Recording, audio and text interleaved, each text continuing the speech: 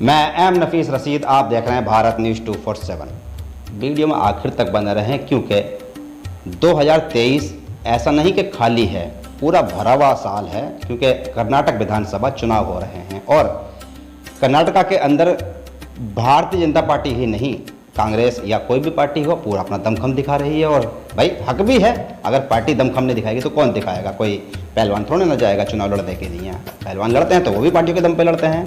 पर जैसे ही चुनाव का बिगुल बजा, तरह तरह के बयान आने शुरू हो गए और भारतीय जनता पार्टी, जिसमें मशहूर है किसी तरह से भी प्रोपेगेंडा फैलाना और हिंदू मुस्लिम कर देना, और इसमें साथ देती है गोदी मीडिया।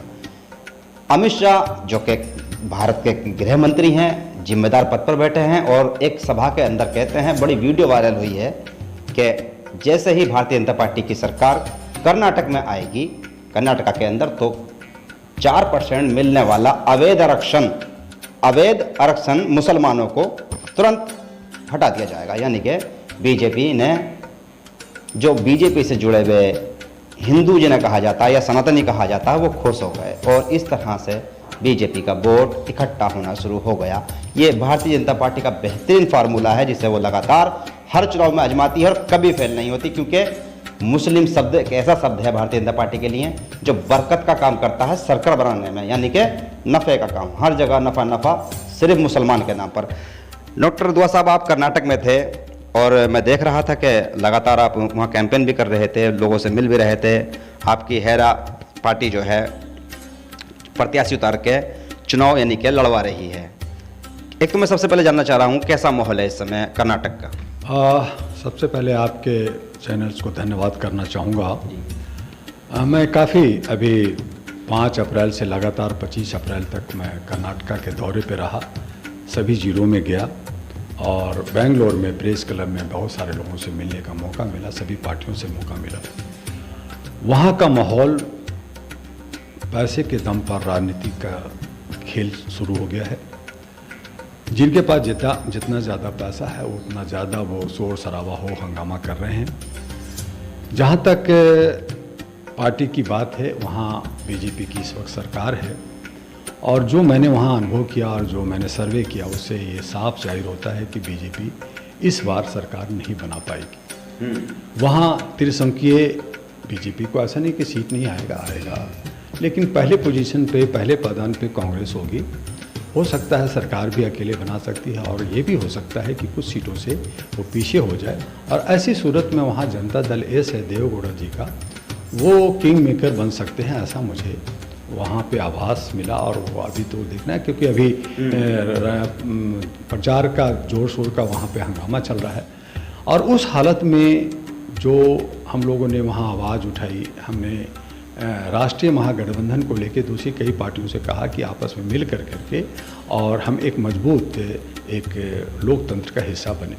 लेकिन बहुत सारे लोग डरे हैं, बहुत सारे पैसे की ज़रूरत होती है। हर कैंडिडेट कहता है कि जी पार्टी पैसा देगी, जबकि जो बड़ी पार्टियां हैं वो कैंडिडेट से टिकट लेने के पैसे देती है। तो वहाँ पे जो आज का जो हालात है जर्नलिस्ट महोदय, कि फिर मुद्दा से वो लोग भटक करके जात पात ऊंच नीच की राजनीतिक शुरू कर दिया है। हो गई शुरू यानी कि? हाँ, वो पूरा का पूरा जात पात का चला। इस बयान का असर होगा कि मुसलमानों को 4% नहीं दिया जाएगा, उनको हटा दिया जाएगा, अवैध आरक्षण?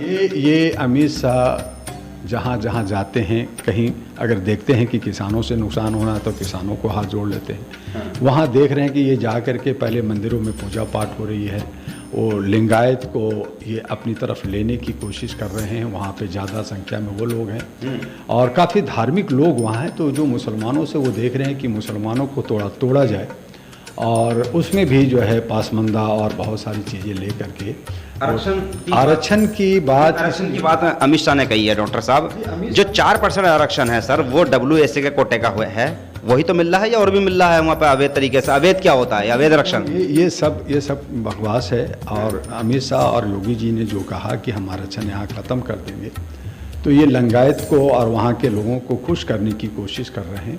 तो ये जो जात पात का जो राजनीतिक हो रहा है, ये ठीक नहीं है। और मैं समझता हूँ कि जनता अच्छी तरह से समझती है इस बात से, और काफ़ी जागरूक है जनता, ऐसा नहीं है कि नहीं है। हाँ, कुछ देहाती इलाके में जो वहाँ के शहर से बाहर हैं वो लोग थोड़ा सा सिर्फ कन्नड़ बोलते हैं और दूसरी भाषा नहीं जानते, तो उनको कोई तकलीफ़ होती है। जो हिंदी भाषी लोग जाते हैं या इंग्लिश में बात करते हैं तो मुश्किल है, लेकिन सभी काफ़ी वहाँ के सशक्त लोग हैं, अच्छे पैसे वाले हैं, अच्छे खेती से जुड़े हुए लोग हैं।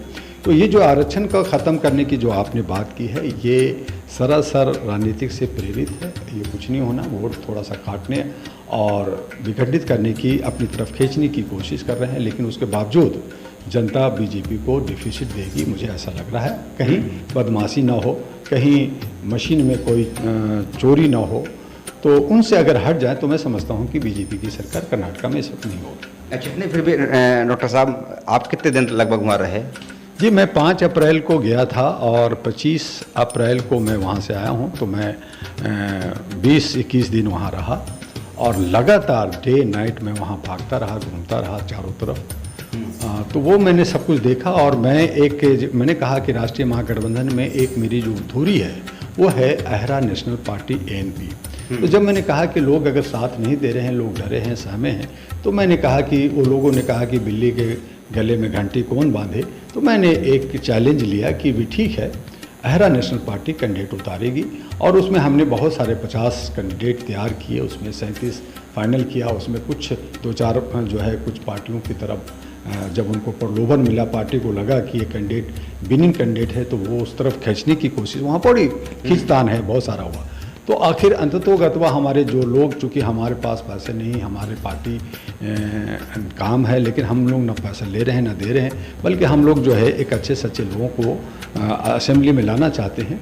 तो उसमें हमने 10 लोगों का नॉमिनेशन वहाँ कराया और लास्ट में जब 24 का जो तक का जो कहानी था, 20 तारीख को नॉमिनेशन हुआ, लास्ट 21 को स्क्रूटनी हुई, तो उसमें से हमारे एक कैंडिडेट को उन्होंने अघोषित किया कि कुछ टेक्निकल खामियां हैं। तो आज हमारे अहरा नेशनल पार्टी ANP का 9 कैंडिडेट हमारे कर्नाटक असेंबली में खड़े हैं, प्रचार प्रसार कर रहे हैं। और मुझे उम्मीद है कि कहीं 1 या 2 जो भी है कैंडिडेट, ऐसी बयार जो चल रही है उसमें कहीं जगह बन जाए, ये हमारी कोशिश है। लेकिन हमने ये कोशिश की थी कि वहाँ महिला को एक प्रतिनिधित्व करेंगे। जानना चाह रहा था कि जिस तरह से मैं देख रहा था आपके बैनर पोस्टरों में ये जिक्र बड़ा तेज चला कि भाई हम महिलाओं को मुख्यमंत्री बनाएंगे, मथुरा को महिला को कैंडिडेट बनाएंगे, महिला मुख्यमंत्री प्रत्याशी होगी, तो उसका क्या असर हुआ? देखिए, उसका बहुत लोगों ने अप्रिशिएट किया, मीडिया ने भी काफ़ी अप्रिशिएट किया और दूसरी पार्टियां भी अप्रिशिएट कर रहे हैं कि दुआ जी आप ये क्या गेम कर रहे हैं, कहीं बिगाड़ ना दें। क्योंकि हमारा संगठन बहुत तेज़ी से कर्नाटक में नहीं फैली थी, बहुत कम समय था, तो जब तक जनता तक ये बातें नहीं पहुंचती तब तक उसका लाभ नहीं होता। और जहाँ पे पैसे और शराब और मुर्गी और चिकन बांटे जा रहे हों, वहाँ पे बहुत सारी बातें जो अच्छाई भी होती है वो कहीं ना कहीं घुटन महसूस करता है। मैंने कोशिश किया है कि एक महिला वहाँ चीफ मिनिस्टर बने। दूसरा, हमने जो इनकी पसीने छुड़ाए हैं और मैं नया कंसेप्ट लेकर करके कर्नाटक में उतरा और उसको हम भारत के सभी हिस्सों में पहुँचेंगे, वो ये था कि जो हम वादा कर रहे हैं, जो हमारी मैनिफेस्टो है, वो हर कैंडिडेट उसका एफिडेविट भरे। हाँ, एफिडेविट भरे। तो हम अपने कैंडिडेट जो नॉमिनेशन कराए हैं उनके एफिडेविट साइन कराया है, उसको हम लोग जो है कोर्ट से उसको स्टैम्प लगवाए। तो आपका अपना कैंडिडेट का और आपका अपना मामला हुआ नहीं सर, फिर भी ये तो आपका अपना मामला हुआ ना कैंडिडेट का और आपका। इसमें बात सवाल ये आता है कि जनता आपको वोट कर्नाटक में विधानसभा के अंदर क्यों दे? जनता के लिए क्या बात करी आपने? देखिए, जनता को हम विश्वास दिलाना चाहते हैं कि जो लोग ये जुमलेबाजी करते हैं, जो वादा करते हैं, जो जात पात ऊंच नीच की और धर्म के राजनीति करते हैं, उससे हट करके रोजी रोजगार, रोटी कपड़ा मकान, शिक्षा और स्वास्थ्य की बात हो, कर्नाटक की विकास की बात हो, वहाँ के किसानों के बहुत सारी समस्याएं हैं, उनकी समस्याओं की बात हो, तो वो लोग उस बात को नहीं कर रहे। तो जनता के पास अगर सही मुद्दा जाता है, जनता अगर जागरूक हो जाती है, तो मैं समझता हूँ कि वहाँ पे एक बदलाव आएगा। मैं एक एग्जांपल देना चाहता हूँ कि बीजेपी बीजेपी से पहले कांग्रेस की सरकार थी, वहाँ पे जनता को लग रहा था कि ये बोलती नहीं है और इसका कोई भी कमांड जो है कोई दूसरा कर रहा है, तो इसको बदला जाए। तो बीजेपी आई, तो बीजेपी से ये हवा कि ठीक है जी, हमारे एक देश के प्रधानमंत्री आए जो बहुत बोलता है, बहुत मार्केटिंग करता है, बड़े बड़े वादे वगैरह किया, तो लोगों को एहसास हुआ कि भाई हो सकता है ये अच्छा काम करेगा, बहुत प्यार दिए और मोदी का जयकार हुआ और हम उनको माना। लेकिन देखा कि फिर वो तो खैर आप भी ऐसा लग रहा बातों में जैसे कि आप भी पर्चा कर रहे हो भारतीय जनता पार्टी का। मैं जानना आपकी पार्टी का चाह रहा हूँ, आपकी पार्टी का क्या हाल है? मैंने ये कहा कि देखिए, आप हमारे दिल्ली में एग्जाम्पल दे रहा हूँ कि दिल्ली में जनता ने फिर कहा कि नहीं, ये सब जुमलेबाजी, सब गलत लोग हैं, तो आम आदमी पार्टी को लाया। लेकिन आम आदमी पार्टी जिसने कहा था कि मैं मोहल्ले में घूमूंगा, कार नहीं लूँगा, लाल बत्ती नहीं लूँगा, बंगला नहीं लूँगा, कोई सुख सुविधाएं नहीं लूँगा, क्या वादा कर रहे हैं सर जनता से? तो उसी क्या वादा कर रहे हैं? मेरा वही है कि जो भी बोले, जो भी पार्टियां बोले, वो उसका एफिडेविट हो, अच्छा, वो लिखित में हो जनता से। हाँ जी, जनता के सामने वो चीज़ें जानी चाहिए कि देखो जी, जो वादा किया है ये लिखित में है, अगर मैं ये पूरा नहीं करता तो मुझे ये दंड मिले कि मैं कभी भी इलेक्शन नहीं लड़ूंगा या मेरी चल अचल संपत्ति जब्त कर ली जाए। अगर ये जनता में मैसेज, जैसे कि हमारे जो कुछ जनता में पहुंचा तो बड़े खुश हुए, चोर मुसरे भाई हो जाते हैं सब। नहीं ऐसा नहीं। जब आगे बात कौन किसको जनता को पहचानता है? देखिए, जब अगर आप रजिस्टर्ड हो जाते हैं तो वो आप जवाबदेह हो जाते हैं सुप्रीम कोर्ट का, जवाबदेह हो जाते हैं आप इलेक्शन कमीशन का, और जवाबदेह हो जाते हैं जनता का। क्योंकि अगर आपने लिखित में दिया है, जैसे कोई प्रॉपर्टी रजिस्टर्ड है, रजिस्ट्री है, तो उसमें दूसरा कब्जा नहीं कर सकता, आपकी प्रॉपर्टी है, आप उसका हक आप कह रहे थे कि वहाँ तो बड़ा पैसा बांटा जा रहा है, बड़ा महंगा चुनाव हो रहा है, तो उनको तोड़ने के जो लिए पैसा खर्च कर रहे हैं सर, वो एफिडेविट क्यों देंगे? वो नहीं देना चाहते, इसीलिए तो जनता को कह रहे हैं कि जो नहीं दे रहे हैं उनको वोट मत दो, पैसा खाओ। आपका एजेंडा है? हाँ जी, उनको पैसा उनका खा जाओ, लेकिन उनको वोट मत दो। जो आपके हक में काम करता है, विकास की बात करता है, आपकी खेत की बात करता है, नौजवानों की बात करता है, स्वास्थ्य की बात करता है, उनको वोट दो। तो और वो जो वादा करता है सिर्फ बोल करके नहीं, रिटन में एफिडेविट देता है, तो उसे मौका दो, वो काम करेगा। नहीं करता तो आप उसको सजा दो। अब आपको जनता देख रही है, कर्नाटक भी आप वीडियो भेजेंगे, मुझे मालूम है, कर्नाटक अगर लोग देखते हैं तो क्या संदेश है आपका आखिर में?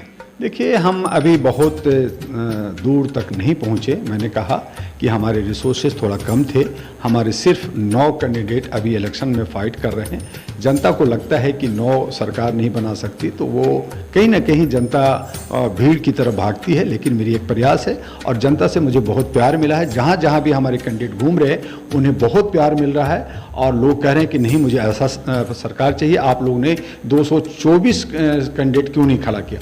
तो हम लोग जल्दी में थे, हमारा ज़्यादा संगठन नहीं था, लेकिन आगे हम लोग जो है लोकसभा में पूरी कर्नाटका में पूरी जोर शोर से 30 कैंडिडेट खड़ा करेंगे और आगे जो असेंबली का होगा उसमें पूरा हम उतरेंगे। हम अभी थोड़ा बच्चा हैं, लेकिन ये जो लेके जा रहे हैं वो एक सशक्त तरीके से लेके जा रहे हैं और सही लोकतंत्र को बनाने के रास्ते पे जा रहे हैं। चलिए, शुक्रिया बात करने के लिए डॉक्टर दुआ साहब। कुल मिलाकर ये थे डॉक्टर एम ए दुआ, और बता रहे थे कि कर्नाटक के अंदर किस तरह से इन्होंने अपनी नेशनल पार्टी को यानी कि मैदान में उतारा और साथ ही साथ किस तरह से जो बाकी पार्टियां हैं वो सरकार से वादा नहीं कर रही हैं लिखित में। और मेरी भी ये कोशिश है कि कम से कम अगर सरकार बनती है और वो बेशकीमती वोट से बनती है, क्योंकि वोट दान दिया जाता है और जब मतदान होता है और तो कम से कम जनता को थोड़ी सी तो गारंटी मिल जाए कि उसके वोट का आखिर होगा क्या। वरना कुल मिलाकर वही ढक के 3 पात, ये गए और वो आए, जनता तो बेचारी लुटती रहेगी। बहरहाल इस विधानसभा के अंदर जिस तरह से देखने को मिल रहा है कर्नाटक के अंदर कि हो सकता है बड़ा बदलाव। मैं एम नफीस रशीद, आप देख रहे थे भारत न्यूज़ 247।